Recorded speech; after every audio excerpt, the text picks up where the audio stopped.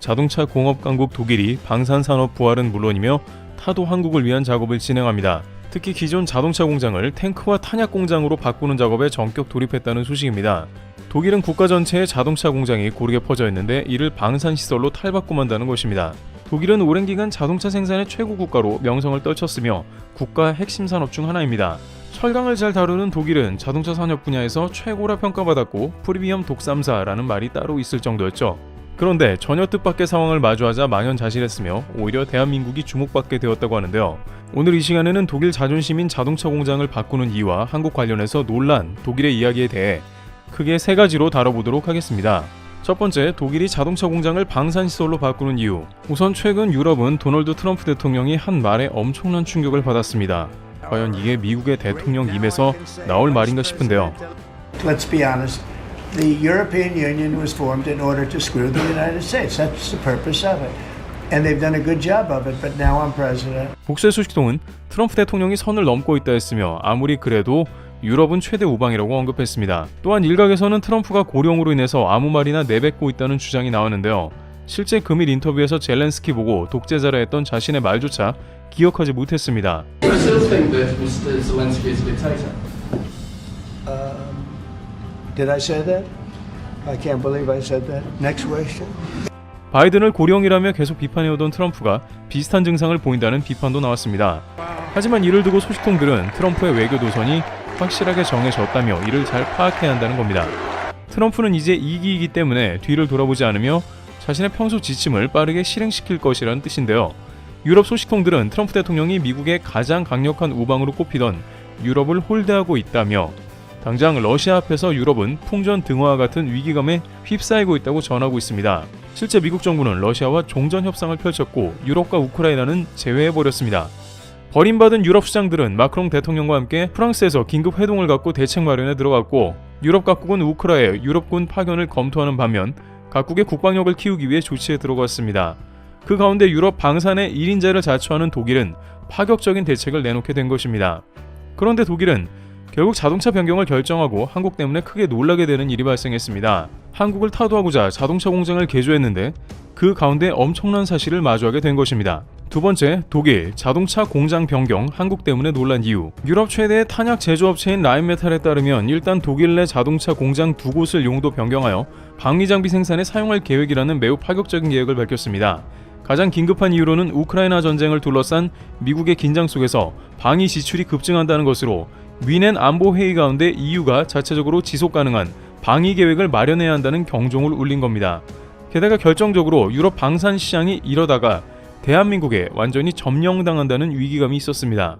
블룸버그에 따르면 러시아 전쟁 이후에 한국의 K2 전차가 유럽의 지배자가 될 것으로 전망했으며 천무를 비롯해서 K9 역시 기존의 점유율을 올리거나 1위의 자리로 올라서게 된다는 것이었습니다. 자존심 강한 독일은 물론이고 프랑스까지 아시아에 변방 방산을 들이는 건 허락치 못하겠으니 당장 유럽 내 역내 조달을 위해서 매우 구체적인 생산 방안을 마련하기로 한 것입니다.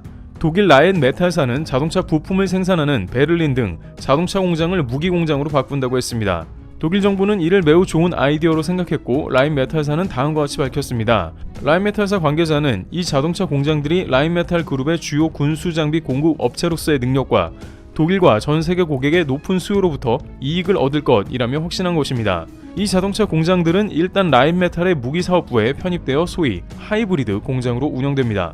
어떨 때는 자동차를 생산하고 어떨 때는 무기를 생산하는 다용도 공장이 된다는 겁니다.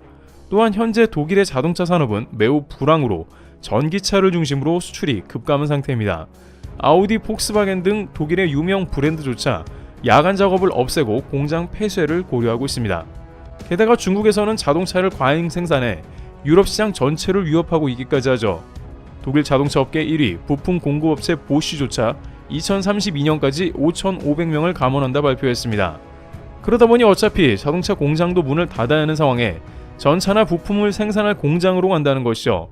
독일에서는 폭스바겐을 비롯한 자동차 제조업체에 활력을 불어넣을 것으로 기대했습니다. 또한 유럽에서는 이것 말고도 KNDS 방위산업체가 프랑스 기차 제조업체인 알스톰을 인수하기도 했습니다. 이제 기존의 기차나 자동차 공장들이 서서히 방산시설로 바뀌는 초기 단계라는 것이죠. 하지만 이러한 독일의 움직임에 대해서 군사업계에서 한국을 언급하면서 너무 늦었다는 지적인데요. 영국의 이코노미스트지에 따르면 현재 유럽과 한국의 방산 격차가 약 10년 정도 날 수 있는데 대한민국의 경우 즉시 전쟁에 투입할 자원이 있으며 가용 자원을 유럽에 수출하고 있다고 밝히고 있습니다. 하지만 유럽에서는 이를 따라잡기 위해서 최소 10년의 시간이 필요한 것으로 판단했습니다. 독일 자동차 공장들이 방산 업체들로 변경되더라도 공장이 틀을 갖추고 기반을 마련하는데 5년 이상, 또한 제대로 된 제품을 개발하고 양산하는데 최소한 5년 이상이 걸릴 것으로 예상한 것입니다. 이것도 최소라는 전제가 붙기 때문에 일각에서는 15에서 20년이 걸릴 것으로 예상하기도 했습니다. 문제는 독일에서는 이제 자동차 공장을 탱크뿐만 아니라 탄약 공장으로도 전환을 하기로 했는데요. 이는 한국과 더욱더 비교가 되면서 독일을 좌절시키는 결과를 낳게 되었습니다. 세 번째, 독일의 탄약 공장과 한국과의 비교. 여러분 잠시만요. 놓치고 있는 지원금 최대 128만원 받는 방법 30초 만에 알려드리겠습니다. 약정 끝난 휴대폰, 인터넷 정수기 가만히 두면 최대 128만원 손해입니다.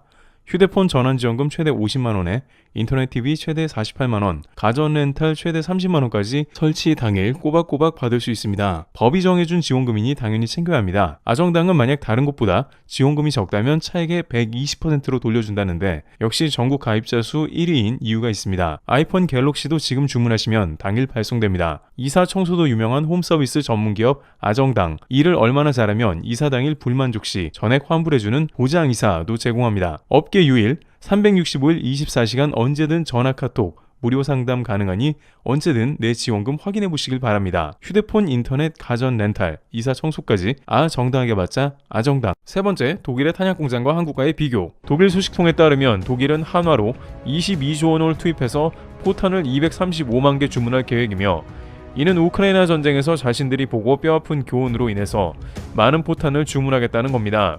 현재 유럽에서 가장 부족한 것은 탄약으로 이를 즉시 탄약 창고 보강 작업에 들어갔다는 겁니다. 물론 독일에서 이러한 모습을 보이는 것은 당연한 행보이지만 문제는 가격이라고 할 수 있는데요.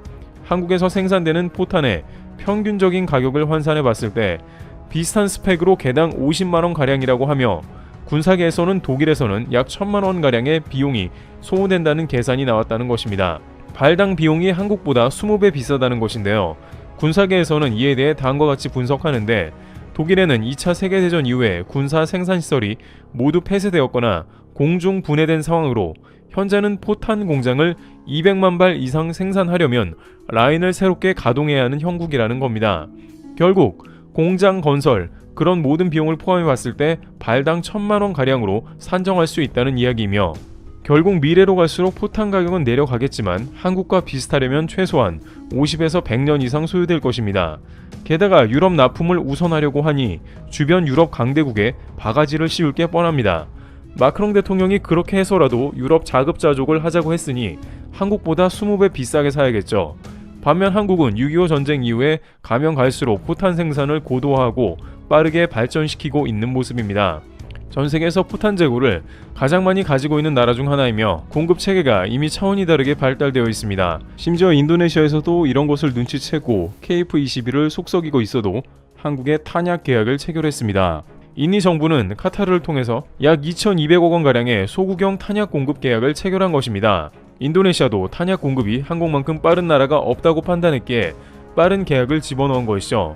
물론 반드시 선입금 되어야 하겠지만 군사계에서는 인니 탄약 창고가 불에 탔던 일도 올해 초에 있었기에 사실상 울며 겨자 먹기로 한국에 오퍼했으며 이것은 입금하지 않을 수 없는 상황이라고 전했습니다.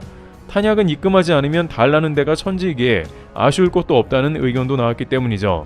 하지만 유럽에서는 여전히 질긴 고집을 피우면서 독일의 비싼 포탄 공장까지 지으려 하는 모습이며 일각에서는 한국의 문을 두드리고 탄약을 주문하는 게 훨씬 빠르다는 의견을 제기하고 있는 상황입니다. 이러한 문제는 유럽 전반에 제기되고 있는데 왜 굳이 스스로 생산을 하려 하냐는 겁니다.